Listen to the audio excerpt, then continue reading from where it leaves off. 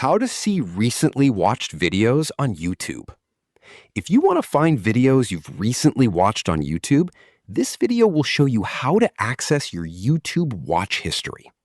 First, open the YouTube app and make sure you're signed into the account where you watch the videos.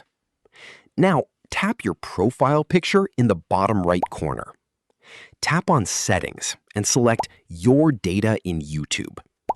Under YouTube Controls, find YouTube Watch History. Tap on Manage Your Watch History to see the videos you've recently watched.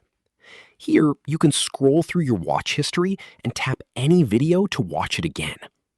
You can also remove a specific video by tapping the X next to it.